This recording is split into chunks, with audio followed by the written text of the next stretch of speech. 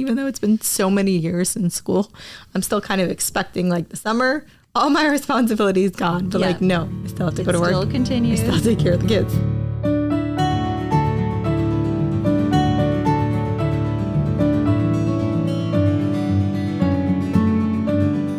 Hello. Good morning, everyone. Good morning, everybody. Today we are going to talk about the summer. We're already knee deep in summer, right? It's already July 25th today.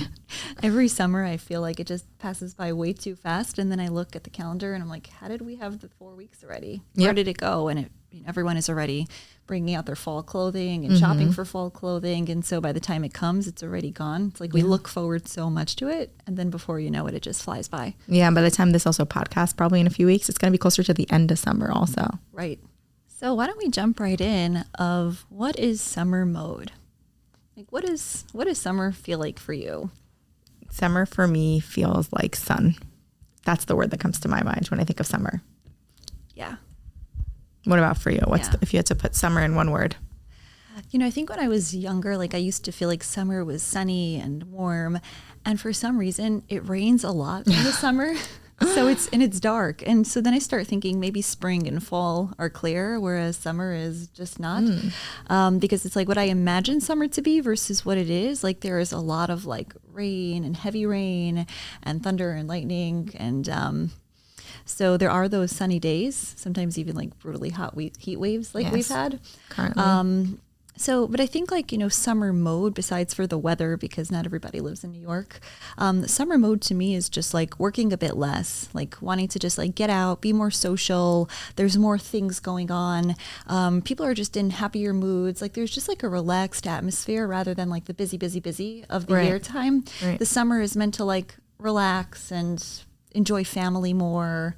There's longer days. So for me, that feels amazing. Like I feel like I get a lot more done rather than when the sun is setting at 4 o'clock and it feels like it just goes down too quickly. Right.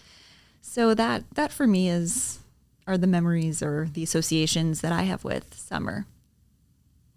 Okay, yeah, that's nice. Interestingly about the rain, like in the summer, because of the sun, I always want to be outside, so I don't get anything done. There's like no supper in my house, there's no errands. So the second there's a rainy day, I'm like so excited. And I'm like, you can take off a sunny day also and go do what you need to do. But I'm like waiting for a rainy day. Like today shows rain. I'm like, perfect. Gonna get all my errands in this afternoon. Yeah. So excited. But it's true because like there's this FOMO that comes out of if the sun is out, I want to be out. Yes. I don't want to be inside the house. Like because we have such a limited amount of sun, you want to like take advantage of it. And you're right. So therefore certain responsibilities are going to be either pushed to the side. But as I'm thinking about it, is it pushed to the side or maybe like we just end up doing things quicker, like the responsibilities that feel so big. Maybe we find ways to like shorten it in the summer so that way we still get it done without. Right. Well, to an extent, like, my daughter needs shoes and we haven't gone to get her shoes. So I couldn't shorten that. I just didn't do that. Right. So there are things I feel that, it's priority. It's what's more important for me. Being outside is more important than going to the grocery, but that means we won't have as much food in the house, which is fine. Right. But we also might not have as healthy suppers, which is okay once in a while, but then can lead to not feeling great. And I think that sometimes the FOMO of missing out, at least for me, and I wonder if other people probably relate to this as well, the FOMO of missing out of the sun leads me to not take care of needs that need to be met, which then ultimately leads me to not feeling great about certain things, Right. On the one hand, like you're trading off one pleasure for another pleasure, but then you have to imagine like which pleasure feels better. Like, was it better being out in the sun or was it worth it? Because later you're going to have to then deal with the annoyance of maybe going shopping at a busier time. Right. Or maybe, the opposite of that, of the groceries is that you have to then be in the store while it's busy or have less food. Right. So everything is a trade-off to some extent. Honestly, I would still pick the sun, but not everybody would. Right. Yeah. So I think that sometimes in summer, the structure gets, the structure of people's like regular life of like going to the gym, having dinner, going to work might get a little bit less structured because there's it gets pushed away because there are other things that people want to do, like sitting in the sun, going on vacation, Right.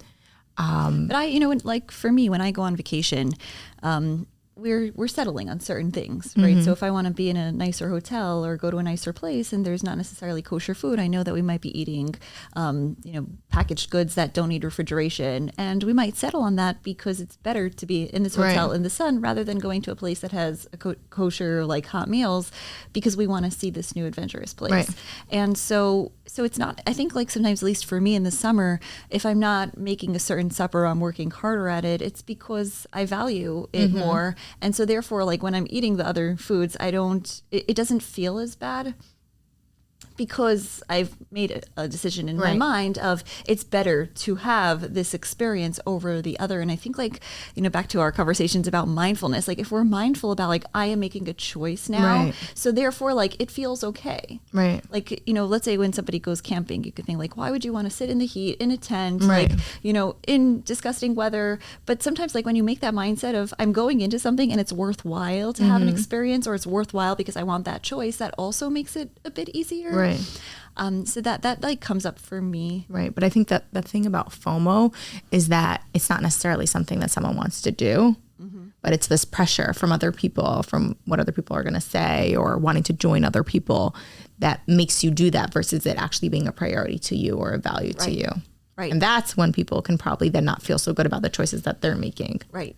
Exactly. And I think like that's a really, really important point of like, is the FOMO within your value system, or is the FOMO not, and you're just doing it because you're giving in to either what other people are saying and doing, or what it looks like they're doing and feeling. Right. And therefore you're stopping from what you really want to do. Yeah. And I think that FOMO, in itself is a big conversation, but it probably comes up a lot in the summer because in the summer, people end up being more social and people are going out in the evenings.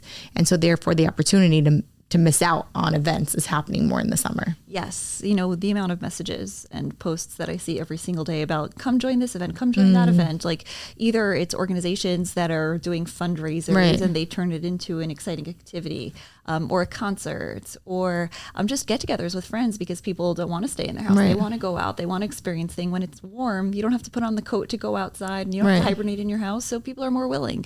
And that FOMO aspect definitely comes out, especially if you have to work, or if you have to be home for kids, So there's that balancing of like, I want to, but I can't.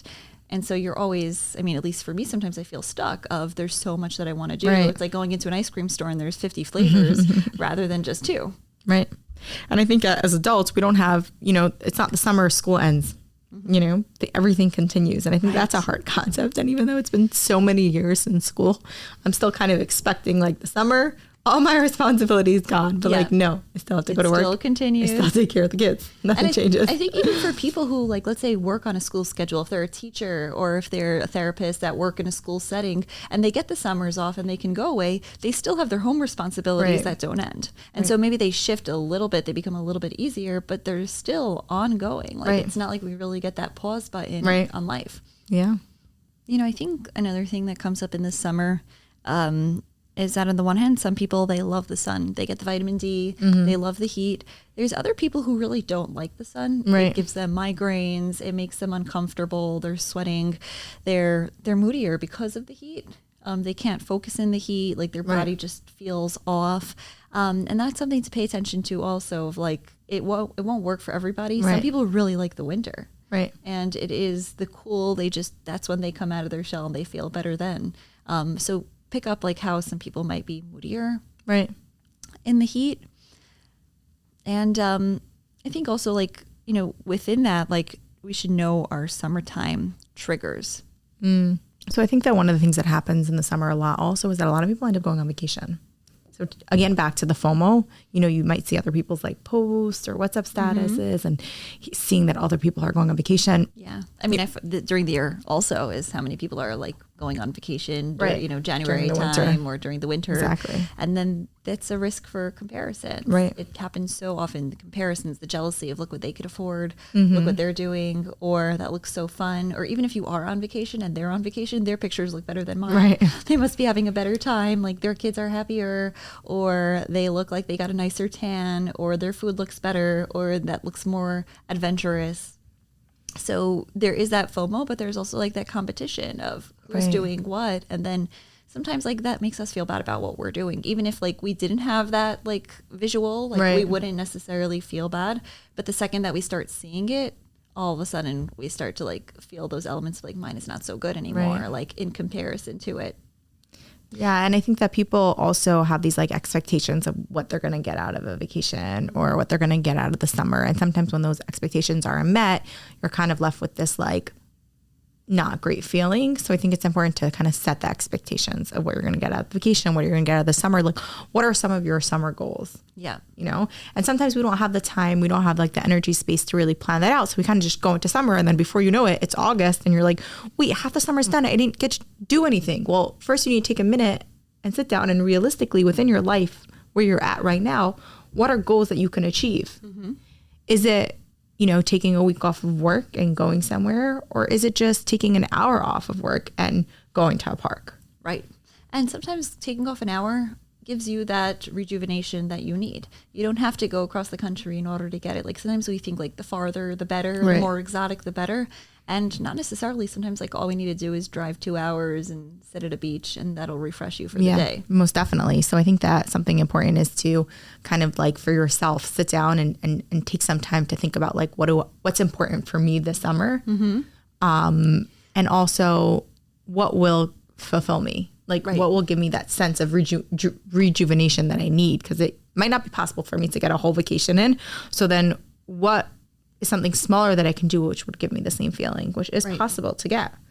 And I think, you know, that makes me think of like, what does relaxing even mean? Right. And this is something like I at least struggle with a lot because I don't like stopping. Mm-hmm. Like I don't like, you know, just like putting things on pause or, you know, sitting in bed for hours. Like that's not my relaxation.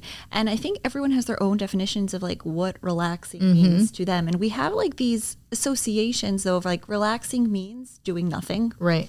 And I think that that's completely wrong. Like to me, relaxing means, and you know what I've just seen is that doing something else out of the ordinary. Right. So it doesn't mean that you're sluggish. Like how many times, like if we're trapped in the house because we lose electricity or, you know, if there's a storm, like that could lead to a lot of boredom. Right. And I think like we have to make sure that the relaxing doesn't turn into boredom. Right. Because those are very, very different things. Right. Like, so people have this like connotation in their head of that, okay, today I'm going to do nothing because I need to relax. And then the nothingness leaves them with this not great feeling, you know, for most people. Some people, it could be that is what their need. So it's important to redefine what relaxing means to you. Right.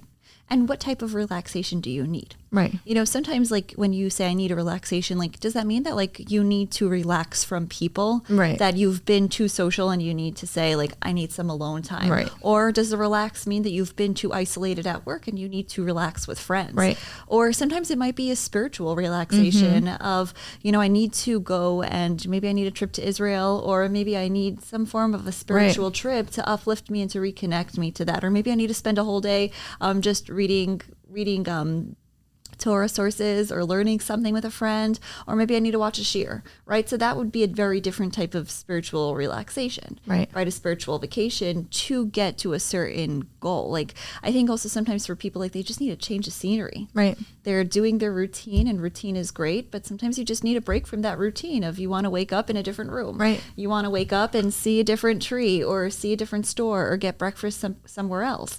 You know, there's so many different types of vacations that we need. And oftentimes people will go on vacation and they'll say, oh, I need a vacation from the vacation. Right. And I think a lot of that has to do with, well, what did you need from that vacation? Like, did you need to just go away, or did you need to maybe not do a lot of activities and it was very activity heavy? Or maybe you needed something more intellectual of a vacation and it didn't turn out to be that way. Yeah. So I guess if we were giving like a manual of steps of like how to have the best summer or how to thrive in the summer, it would be step number 1, first know your kind of your goals for the summer. What's important to you? What do you want to get out of the summer? And then step number 2 is to define what enjoyment is for you or what relaxation is for you, because you might do something and not understand why you're not rejuvenated from it. You just went away on a vacation for a week, but really what you needed was to be alone at home. Right. You know? And also, you know, with that comes a lot of guilt of why didn't the vacation fulfill me? Right. Like people go and they have this expectation of what it's going to be, and then it's not. And then it's like, what did I do wrong? Right. That it didn't turn out into what I needed. Like you just spent tons of money, you planned it, right? You spent a lot of time, you probably took off time from work. And then if you come back not feeling rejuvenated, it can feel like that was all a waste, or why didn't it work out? And a key piece in that is, well, what did you want to get from this? Mm-hmm. Like, what was it supposed to be? Right. And then you can reassess for the next time. Yeah. So it's like doing things with intention, which sometimes, I don't know why, especially this summer, we kind of just like, maybe because it's something that comes every year. So we kind of take it for granted and we go into it, and then we may be left with some feelings of disappointment if we didn't plan for it, or we don't have proper attention from what we want to get from certain things. Right. Exactly. It's like, sometimes when I go on a vacation, like I just need to be swimming and a book. Mm-hmm. And that's enough of a vacation for me. Other people might be bored with that. Right. Like it wouldn't be enough for them. Other times I want to go hiking. I want to like go ATVing. But other times I'm too tired for that. Right. And that might not be the right match. I also think that there's stages of life of when you want certain things, and you might have always wanted the kind of vacation where you do something adventurous. So you think that that's what you're supposed to be doing. But in this stage in life, you're working much more. You haven't slept in a while. So maybe this time you need something more relaxing. So even though that might go against what you believe of yourself or what you hold of your values, sometimes in certain stages of life, we need something different. Mm-hmm. Yeah. And definitely it can change based on who's going on vacation with you. Like this is also like, could you go on a vacation yourself? Oh my gosh, I wish. That's like my dream. Literally my dream. Yeah. And sometimes we can only do that maybe for like a day, like not an overnight, like leave at like 9 a.m., come back at like 9 p.m. just to like drive somewhere to a park and like have some alone time. Mm-hmm. But it's not always a reality. Right. Just to have that free time. Right. But, who you're going on vacation also is going to determine what kind of vacation you have. And how good it's going to be. Right. But not always do we have that choice of who to take with us. Right. So, for me, some of the frustrations come with like work schedules of not my schedule and my husband's schedule. We don't always have the same time off. Right. And maybe a friend of mine would have that time off, but if he doesn't have that time off, then I have to choose, either to go myself or to go with a friend, which is not the same, right? So we can want something also, but what if it doesn't work out? Right. And sometimes it doesn't work out and we need to readjust, our goals or our plans. Yeah. Yeah. And then there's the staycations. So that became a very big popular thing since COVID. Mm-hmm. Of just like staying home and doing activities at home to make it exciting. Right. So, with that, there's the question of who to choose to take on vacation. Mm-hmm. But if you do have the choice, because not always do we have the choice of who to take with us, but if you do have the choice of like who to take on vacation. And I know like some people like they'll think they need like a vacation buddy. Right. Because not everybody gets along on vacation. You might have different styles of vacation. Right. Some people are like, let's just sit around and whatever comes. Like, we'll sleep in a bit. We'll take it as it goes. We'll drive around. And other people are like, no, we have our plans, our itineraries. Like we're from the hour to the hour, what exactly we're eating. Everything is like to the last bit. And that could be very stressful for somebody who doesn't see that as their vacation. Right. Yeah, so I think that when because sometimes, let's say if you want to go with a family member or you want to go with a spouse, like if you have different styles, it's not like, okay, never mind, I won't go with you. Mm-hmm. So it's like, how do you work with those different styles? Mm-hmm. So sometimes I think, the conversation beforehand, preparing, so what's to come. Like, okay, so this, my sister told me that her sister-in-law and brother-in-law are very different styles on vacation. So she likes to do like a lot of, intellectual things on vacation and going to museums and exploring, and he just likes to chill. So they have a chill day where he gets to chill and she goes by herself to a museum. Yeah. So he stays by the pool or in the hotel room and she goes, to whatever she wants to do that day. So I think like setting kind of making that conversation beforehand where you can plan that out. Like, okay, so, I really want to do these 3 things on the vacation. When does that work for you? Should we plan it for the afternoon? So you have the morning and in the morning I can take a walk, So planning that like schedule together to make it that everybody gets the needs that they need on the vacation. Right. And this could be also like, helpful when working with a bunch of kids that are different interests, that have different interests and are different ages. Right. So like if you have a 4-year-old, but then you have a 10-year-old, they're not going to want to do the same things. Like, and that can be very challenging if you're going to an amusement park, right? The ride allowances are so different. Right. A 4-year-old is going to have to go to the kids section, whereas a 10-year-old might want to do upside down roller coasters. Whereas parents might not want to do that either. So I think another thing that really comes up in the summer is the long shabbasim. Yes. oh my goodness, they are so long sometimes. And I kind of feel bad saying that because, Shabbos is something that I love. I love the break. If I didn't have Shabbos, I think I'd probably be working way too much, and I wouldn't and it just in terms of it like forces phones, you to take off from work and technology. Yeah, it forces you to have a break that no other time you can really do. Because even if you say, last night I went out to eat with my husband. We rarely go out to eat, and I decided before I left that I'm going to leave my phone at home. Because usually I bring it along, and then while we're driving, I'm just like, it's just this one text message. It's just this one work response. It's just this one research question. And before you know it, like, I don't even recognize that he's sitting next to me. Right. And so I said, you know what, I'm going to do a test, and I'm going to leave my phone at home. And it was actually really hard because I said, well, what if I need the GPS? And what if I need this? Or what if he goes away and I need to call somebody? And I'm thinking, like, I'm going out for 2 hours. Right. Like, the world will not stop without me. But yeah, so Shabbos is one of those things that it sort of is a forced break, which is wonderful. And I love Shabbos. I think though that it gets really long sometimes. Yeah. And especially when it's over 9:30, 9:45, depending on what the Zmanim are, it could be a very long day. So I'm even thinking about the fact that there are people that struggle with Shabbos to begin with. Shabbos is hard for them. Yeah. And then compound that by how long it is. It can be really difficult. Yeah. Like it's hard enough when Shabbos ends at 5:00 for people to, what am I going to do? How am I going to fill the day? Like if all the things that I do during the week, I'm not allowed to do now, then I'm just left to sit and be bored or to do nothing. And that could be also hard though, if people, let's say, don't have families to go to for meals, or if they don't like their families are very triggering or hard to be around. Sitting with them until 5:00 is hard enough, but then sitting in open space until 9:30 is really long. Difficult. And not always can you go outside because sometimes it's too hot. Right. So you don't want to walk anywhere. And so feeling trapped in the house, and then, there comes the munching of what are you going to do? You're going to eat, right? We just ate, but let's eat by the kiddush. Let's eat by the meal. Let's eat in the afternoon. And we're not sitting and snacking on fruit always. Right. And so you can also start to feel gross in your body as you're eating things that you wouldn't normally want to be eating. But what else are you doing to occupy yourself? Right. So I think for people that struggle in the summer with like the long Shabbosim, like going away can be really helpful. If you're like go to a different city, visit a friend, go to relatives, just getting that change of scenery, being with different people could be really helpful. Yeah. I find that, sometimes I need just a book or a good magazine, Mishpacha, Ami, Bina. Those are good for some people, but some people find those triggering. Like I know a lot of times people will say, I don't want to read these stories because sometimes they're too sad. Right. If it's focusing on something that is hurtful or painful, they might not want to pick up that type of magazine. It feels too close to home. Right. Whereas you might need a book that's completely in a different topic that makes you think about something else.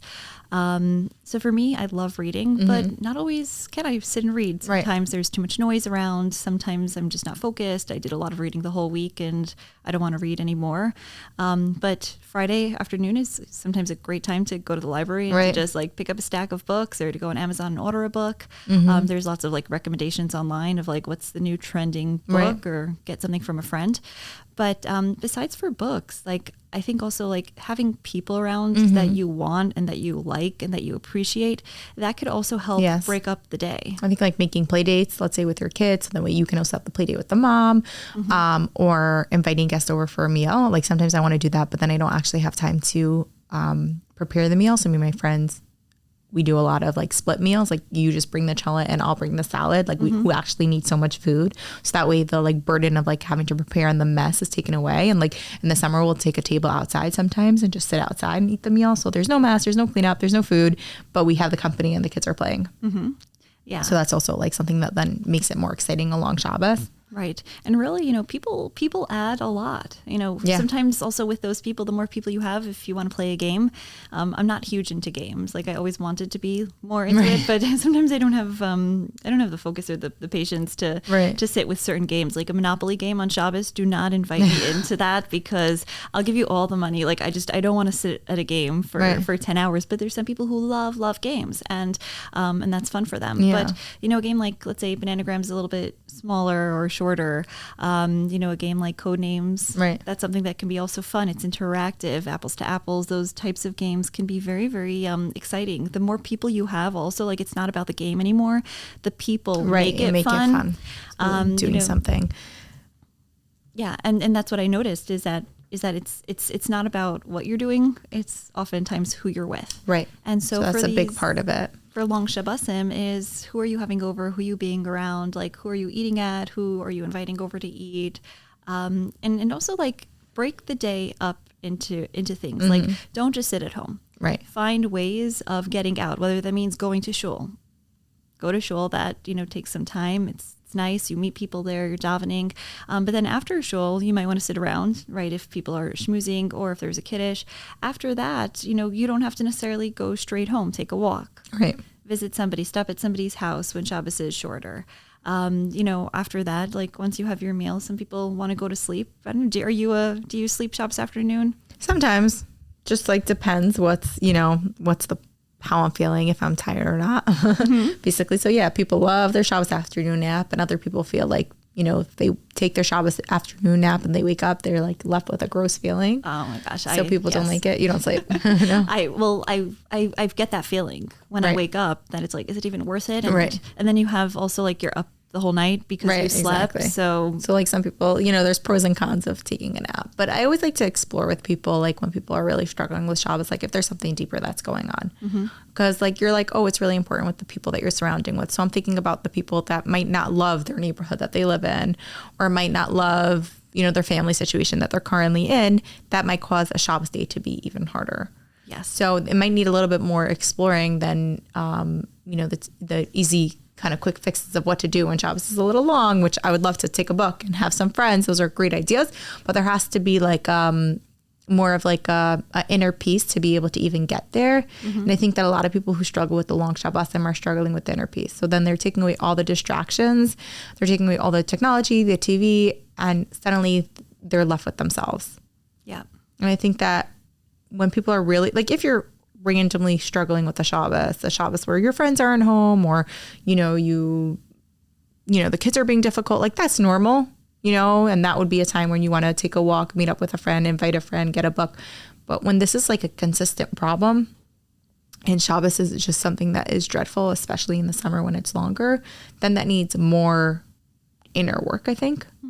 And what could be some of the things, though? I know you mentioned like the ability to be alone with yourself. What could be some of the things going on in a person if they find themselves really struggling with the long Shabbosis? And, I'm asking this for myself also because I don't necessarily know that answer. Right. Yeah, I think there's a lot of things that go on for people. I think it's maybe past experiences that weren't pleasant on Shabbos. I think it's maybe not loving their environment that they're in at that current point, so they don't have things that make it exciting to be on Shabbos. Like if you think about things that are exciting for you on Shabbos, it's like a good book. I'd love to read a good book. Friends. I'd love to hang out with friends, walk, because these are things that you love to do. You love reading, you love people, you love walking. So if people kind of don't have maybe a big range of interests or experiences, then they're used to that in my free time. And this kind of goes back to what we talked about like what is relaxation and nothing. Right? So sitting on my phone, watching a video, when you don't have that, you're kind of left with more nothing, which can then make you feel really bad. So it's about filling up your time with experiences that you can do on Shabbos, right? Someone who doesn't like reading a book on Shabbos is not an option. Right. But people can cultivate the experience of liking to read. But you can't start that on a long Shabbos afternoon, picking up a big book. You have to start by finding what kind of books you like. And I don't know, maybe I'm biased because I love reading. I don't really know if there's a concept that nobody likes reading. I think, when it comes to reading, like for some people, it's what if they can't do it? Right. What if there is dyslexia, or what if they don't have the ability to pay attention, or what if it's hard for them to read? They might want to do it, but it's not pleasurable because it's too much of an effort for them to do it. Those kind of people, it might be like comic books or, picture books, or like kind of like the Mishpach Ami, just flipping through recipe books, magazines, gossip columns, things that are more like quicker and shorter, but you can't, my point is that you can't start on a Shabbos afternoon and be like, I'm so bored here, let me pick up a cookbook. It has to be something that you had already cultivated. Right. And I think that that's the question of knowing yourself beforehand, of Right. knowing like these are the activities that bring me lots of joy Right. off of Shabbos and not on Shabbos. But then these are the things that I can do on Shabbos that also brings me joy. And yes, it's going to be different. There's Right. going to be It's gonna different be different, lists. right. But knowing beforehand, so that way when you start to feel that boredom, you can say, oh, I'm getting that feeling. I'm meeting up with that Right. feeling. This doesn't mean it's a horrible feeling. It doesn't mean I'm going to be trapped or stuck or in pain. What it means is that let me think back to what it is that I like doing. Let me think back to what it is that makes me feel Right. interested. Right. And that might also, for a lot of people, need time to actually explore like what that actually means. And summer is a great time to do that. Yes. Because there's so much time in the summer and so much time leads to boredom, whether it's on Shabbos or on a Sunday, you know? And this is time to spend energy cultivating of what do we like doing? Do you like being outdoors? Do you like hanging out with people? Right.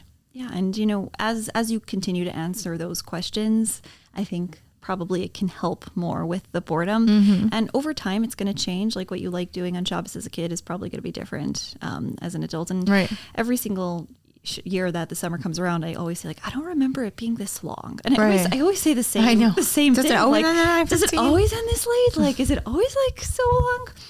And time again, I'm shocked, right? But yes, it is long, and we need to know what is it that's going to fill our time. You know what else? I don't remember it always being like this.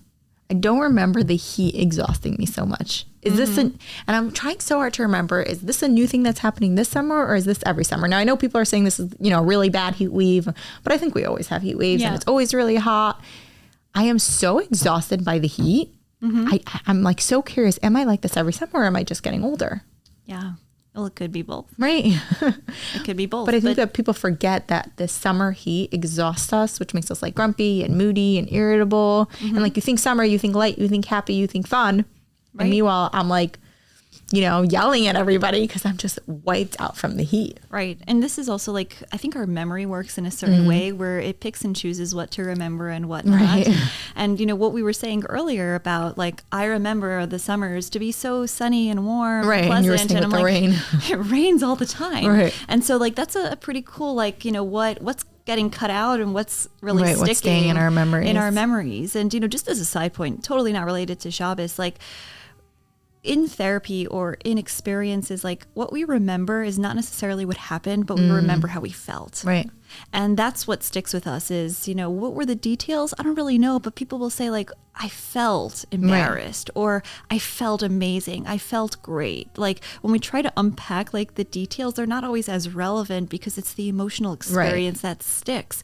And, you know, with Shabbos also, like what it is that we're doing doesn't necessarily matter, but is what we're doing leading to boredom? Because the boredom feeling will stick. Right. Whereas if we do something exciting, connected, interactive, relatable, new, intriguing, whatever emotional experience we put on it. And, you know, I always think of like the wheel of emotions. How there's like so many different emotions on it.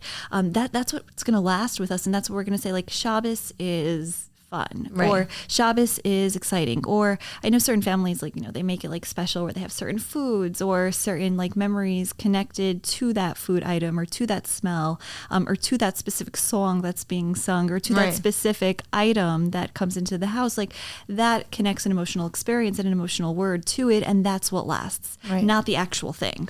Right. And that doesn't mean that you can't change that. You know, for people might have a certain response or a certain feeling that comes up towards the summer, towards Shabbos, based on past experiences. It doesn't mean that it has to stay that way. Right. You know, even now as we're sitting here thinking, like, if I would give myself the word Shabbos and I would just pause, like, I don't think I've ever done that where I'm just saying, like, well, what comes up for me? Okay, so let's do that. You know, like, Shabbos, long. What's another word? goodness, like I love when this turns into a therapy session or maybe like a self-exploration of like what is, and you know, also like here I'm like, wait, come up with something quick and like maybe like this is a good sign of like pause, like give myself the minute to think, like I'm feeling this pressure of like I have to know all the answers. We can just cut this time out of the podcast. We could cut it out, or we can show like this is what happens in therapy. Like sometimes like I'll say ask a question like I don't know the answer. It's like you don't have to know the answer. Okay, so let's pause. Let's pause and think about what Shabbos is. this is weird, but the first association in my mind is like fireplace. Like Friday night. It's so random. They have in Costco these logs of wood that you just like start it and light it up and you put it by the fireplace. And actually I went to somebody once on Friday night and after she lit, like she went and she sat down by her fireplace and it was pre-lit from before Shabbos. And I was like, wow, like that's just like such a nice cozy feeling. I want to start doing that. And so whenever I have time, like that's something that we do. Like it's really nice. We set up the fireplace for Shabbos. So look at the memory and the feeling that comes up with the word Shabbos. So I think like there's a cozy to that. Like cozy of like Friday night, some just lit candles, you daven a little bit and then you go into the fireplace. Like for me, like that's the cozy feeling. I think I have different associations also Friday night and Shabbos day. Interesting. Where like I think Friday night it's like Shabbos day, no one necessarily like is not as hungry as Friday night. Like Friday night it's like, warm challah. Right. Like, you're so hungry the whole day because you're not really eating normally. But then like by the time Friday comes, like it's just, I don't know, it feels vibrant. Like, maybe because of the guests. Like usually like I would prefer to have guests at the night, at least when Shabbos is earlier. So it's like vibrant conversations or new people. So I think like that newness and so like the cozy from the fireplace, but then like the newness, the socialization, the conversation, the good food, that's my Friday nights association. That's nice. And Shabbos day though is a little bit different. Right? I think like for summers, I don't know. I'm thinking of coming up for Shabbos day. So food, but not with the cozy connotation as Friday night. Because I guess like it's kind of leftovers by Shabbos day, right? Because you can't make fresh food. There's heat that's coming out. There's friends. There's socialization. There's kids running around getting really, really dirty. You can't clean them. So I think it's a mixture of like emotions and a mixture of memories that are coming up, which is, normal and relevant. I think there's lots of like, family time. I think, if I was honest to myself also, like there are some times where there's a feeling of trapped. Right. Because you can't get in the car. You can't go somewhere. Right. Or let's say I'm reading something and I'm like, oh, I really want to look this up. Right. I can't. Right. Like, so there is a limitation. Kind of like, oh no, I shouldn't be saying that. Right. But I think that it's a real feeling of, well, what if I want to do something and I can't? Right. I also find it fascinating that there's a lot more associations to Friday night and Shabbos day. I'm just blanking out. Good. That's interesting. Yeah. Which is also just a question mark of, maybe just sitting with that and seeing over time what comes up. But, as we move on with Shabbos, because I don't think we even realized how much there was to talk about the idea of Shabbos. I think, as I got older, I had an Erev, whereas when I was younger, I didn't have an Erev. Which changed a whole lot. Right. Yes. I can't imagine not living somewhere without a Erev. Yeah. Like then you're actually stuck in the house if you have like young kids. Yeah.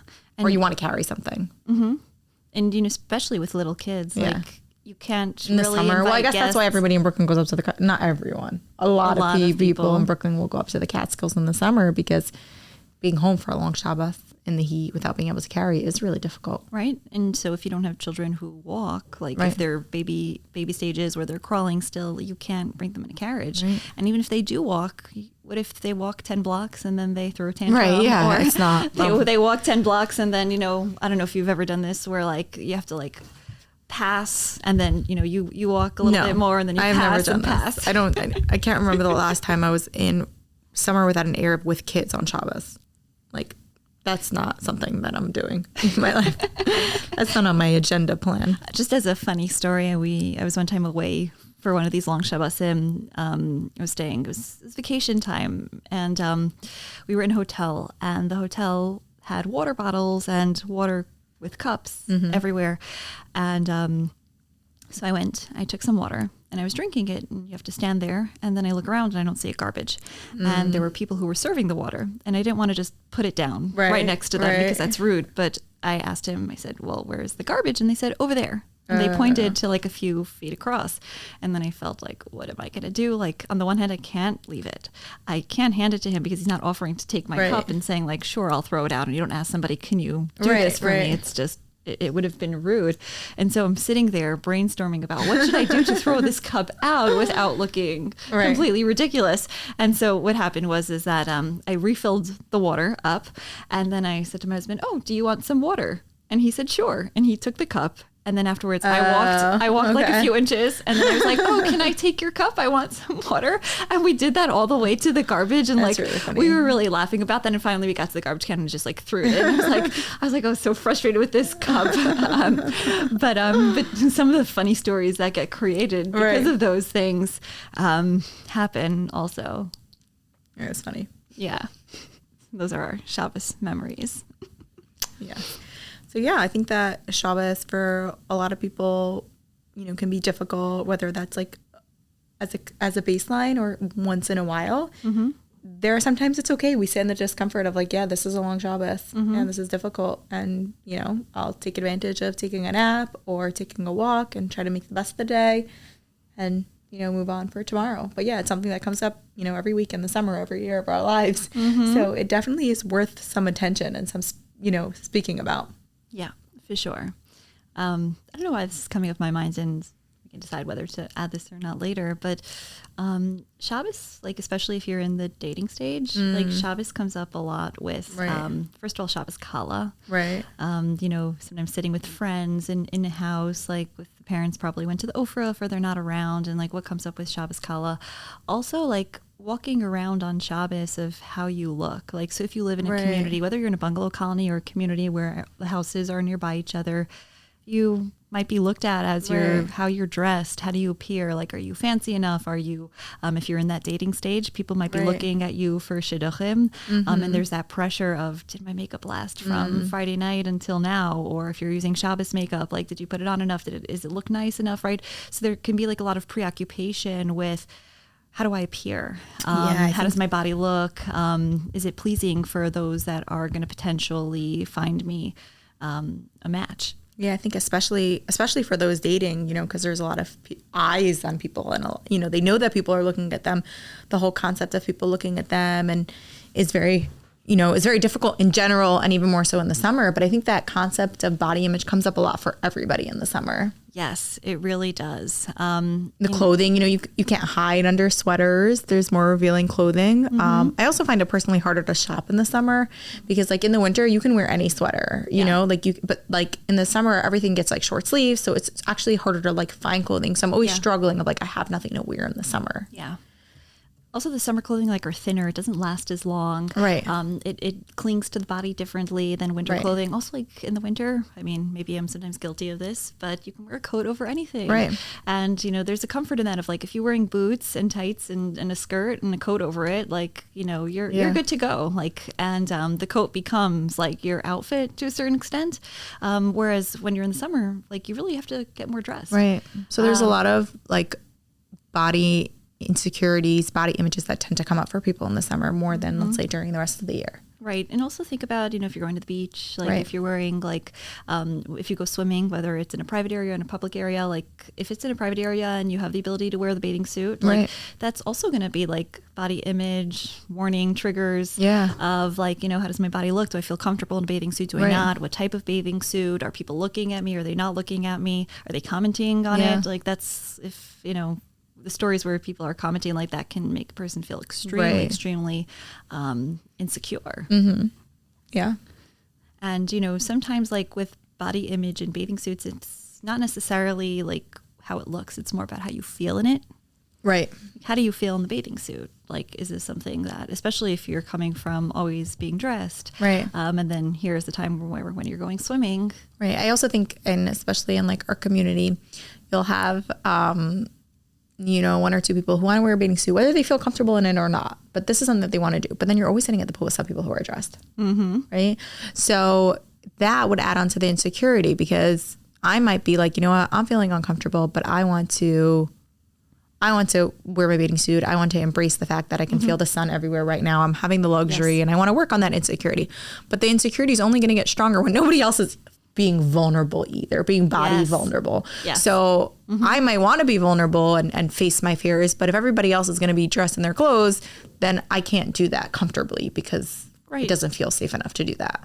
Right. And so, you see a lot of these, like, especially recently, like rash guards became popular, like the swimming shirts, the swimming skirts, swimming dresses. Right. And, if there's men around, that's just a given. So that way families can go swimming together and friends and people can be over. But when there's all girls, like sometimes everybody is in those, swimming skirts, swimming shirts. And it could be that becomes the status quo of this is what you have to do. And what if one person doesn't want to? Right. Or what if it's more comfortable to swim without that and just swim with the regular bathing suit? Right. I remember when I was younger in camp. So at one point, like I was a lifeguard, and I remember like the dress code was you couldn't just wear the bathing suit. Like you had to wear like a little skirt over it, like those swim skirts or like swim pants over it. Right. And nobody was just wearing a plain bathing suit.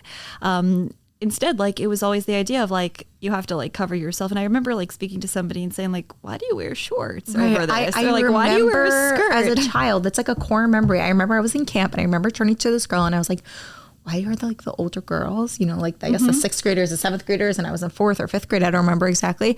I'm like, why are they wearing little pants or little skirts? Like I didn't understand what the purpose of it was. Right. Yeah. And it also felt like, number one, it's harder to swim in, like especially if it's a floating skirt, like it can get in the way, you can't go as fast. I remember speaking to somebody and she said to me like, I have to hide my thunder thighs. And that taught me like, like we can't just be in a bathing suit. Like you have to hide imperfections or like there's a certain way that you have to look in a bathing suit in order for it to be swim worthy in camp, at least. Right. This is teenage years where our bodies are developing. Yeah. There's also, you're going to the pool and you think we're just going swimming, but instead it turns into, how do I look? Right. What are people thinking? How do I feel about my body? How does my body, how does it compare to other people's? Right. Is this acceptable? Is this not acceptable? And it's not just when we're teenagers, when we're adults also. Yeah, it still exists right now. And also all the signs are pointing to it. I mean, like get into the best summer body, the gyms, the fruit shake places, the clothing, they're all like being like, summer's coming, get ready for it. Right. So there can be this like anxiety of like, oh my goodness, the summer's coming. I need to look a certain way or I don't look that way. So what is that going to mean for me? Right. So this is definitely a lot of like pitfalls for triggers or insecurities that come up around our body tend to happen in the summer. Yeah. There's more opportunities for it. Yeah. Back to Shabbos, this is something that people have mentioned. I remember sitting with a friend and I visited her on Shabbos and I said, why don't we go out? Why don't we go on a walk? And she says, I don't leave my house on Shabbos. Right. And I said, why not? And she goes, because I don't have makeup on. Yeah, this is and look at all thing. Of my acne or pimples or, sometimes when acne, the scarring. Even it clears up, there's the scarring. And she says like, no, Shabbos day, I stay in my house because I don't want anybody to see me like this. Right. And this is not a summer thing. I mean, this can be a winter Shabbos. That can be every single Yontif. Right. And it's much harder though when Shabbos is a huge long day where you can't leave the house. Whereas like when it's until 5 o'clock, okay, until 5 o'clock. And then you can put on makeup and go out at night. But that's something that would keep people trapped in their houses. And this is connected to the body image and the body insecurities as well. Yes. It's not just Shabbos. It's about not feeling comfortable to leave without makeup. Right. And then there's also the element of mikvah. If you go to the mikvah on Shabbos, how do you feel about going out the next day if you don't have your nails done or if you don't have your makeup on? Is that something that you feel comfortable with? Or do you get Shabbos makeup? And, if that's something that you will do, how do you manage that also? Right. We spoke about vacations. We spoke about finances. We spoke about competition. We spoke about body image. We spoke about Shabbos and long Shabboses. We spoke about jealousy. We spoke about comparisons. And we spoke about boredom and relaxation, which are, all of them come up in the summer. They each can be their own topics in itself because, you can delve deeper always. But who would know that something as summer can be so deep? Right. And that's what I love about our conversations is that it's not just about like, oh, summer's coming. It's that, well, what does summer mean for you? And what does summer mean for me? And what does summer mean for people?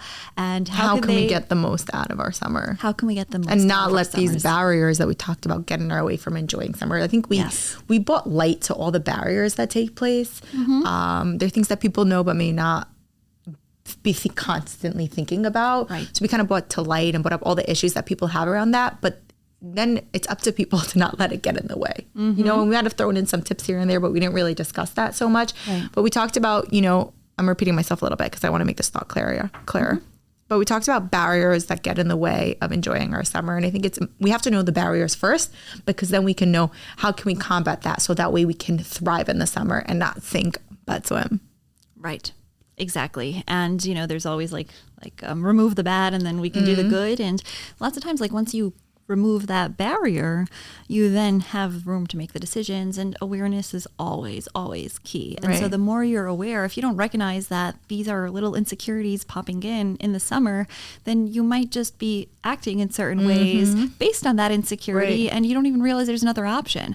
Once you are aware that, oh, this is stopping me, then you can make another decision. Right, exactly. Like if you didn't realize what's stopping you from enjoying the pool is being not comfortable in a bathing suit, then yeah, you might want to wear you know, a little dress that makes you feel more comfortable, that makes you feel better about yourself, so that way you can enjoy the pool. Exactly. Or you might want to invite people over to the pool that will be comfortable bathing suits. That way you can explore what that's like for you to be vulnerable. Yeah, exactly. And, you know, as you start thinking about this, you think about, well, growing up, what was it like being in a bathing suit? And so it always stems from what are your earlier stories about these things?